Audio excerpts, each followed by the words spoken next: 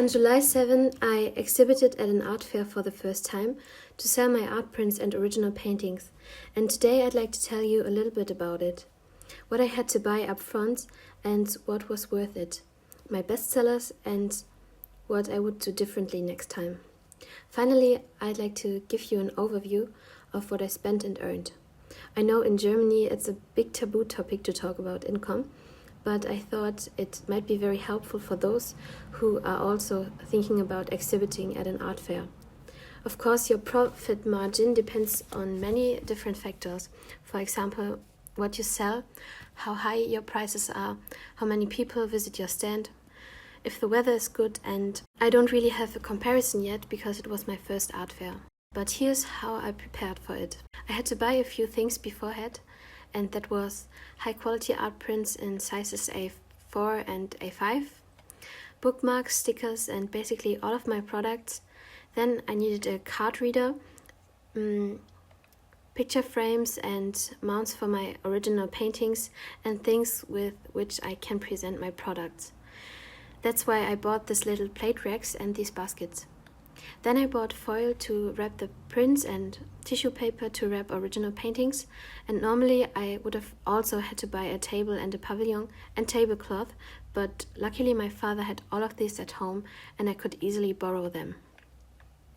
I had also ordered small business cards, but something went wrong with the shipping, so I had to print them out at home, and my sister and I cut them all out by hand the evening before. On the day itself, I was really a bit nervous. Luckily, my family and friends have supported me throughout. Otherwise, I would probably have been a bit overwhelmed at first. The construction went really well, and although I read before that a U shape is not so good for sales because people don't dare to come in, I decided on this so that I could place all the things well. We then quickly noticed that a lot of people were actually hesitating to come in and look at the table. So we hung a few prints up in the front. That worked really well because then a lot more people stopped and looked at my paintings. A lot of people also came in from the side. It was really interesting for me to see the different reactions, and I really enjoyed chatting with people and answering questions. Now I would show you what sold best. On the one hand, that was the Totoro painting. I also sold the original, and it was a little difficult to part with it because I liked it so much myself. But the woman was so happy and it was worth it to me. Another bestseller was the Misty Forest. I also sold the original painting that day. And When I See You, my Strawberries and Cigarettes painting and the Moon Dance painting were also bestsellers. The bookmarks went very well too. I was a bit surprised that the dragon wasn't more popular because it's one of my bestsellers on Etsy.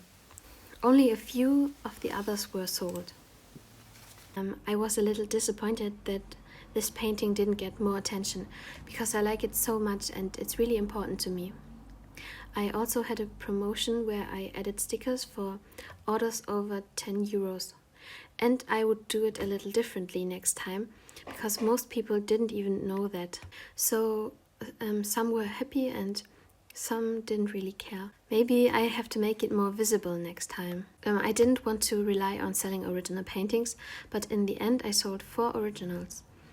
The Totoro painting, the Misty Forest, Water Lily painting and the painting Energized One. And the feeling was incredible.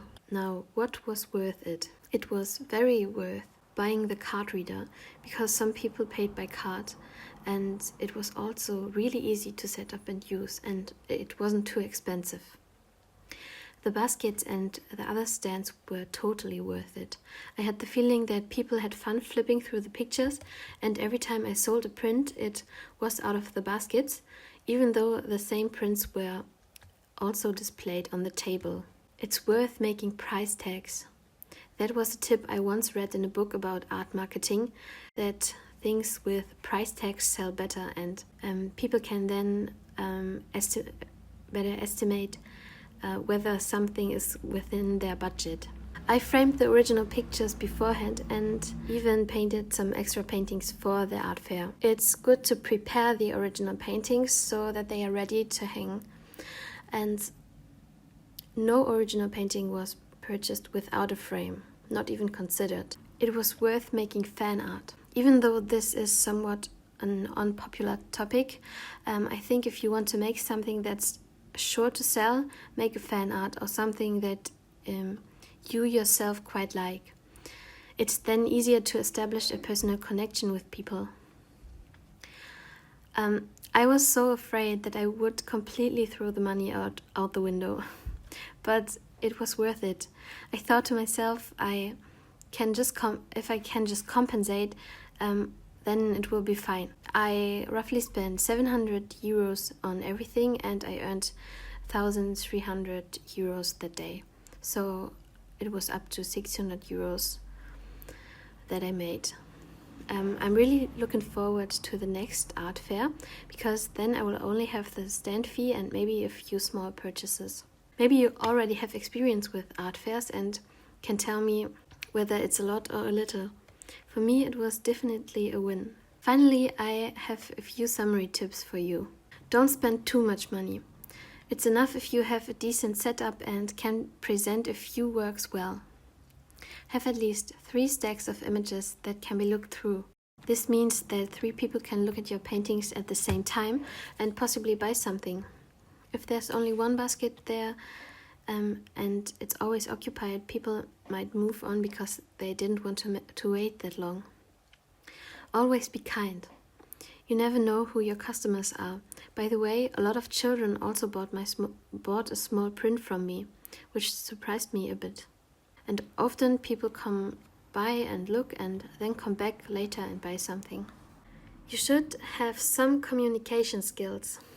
I don't mean you have to be super extroverted, but it helps enormously if you like to chat and if you are open. If you hate social interaction, then I wouldn't recommend it. Make 2 or 3 fan arts of something you really like, if it's allowed at the art fair. I know it sucks that it's harder to sell your own work, but that's how you get a relatively secure source of income and secondly, also a great opener for conversations. And have enough business cards. Many people take them and then look at your Instagram or your website later. And lastly, ask friends and family if they can help you with your first art fair, especially when you're excited and forget a lot and you can really use the help. By the way, one thing that really helped me was I visited the art fair, this specific art fair myself last year, and so I was able to check the vibe, and I thought it was a great fit, and so I would definitely recommend to do that if you can. If you like my art, please take a look at my website or Instagram. I always do cool things and I hope you found the video helpful. Thanks and see you soon.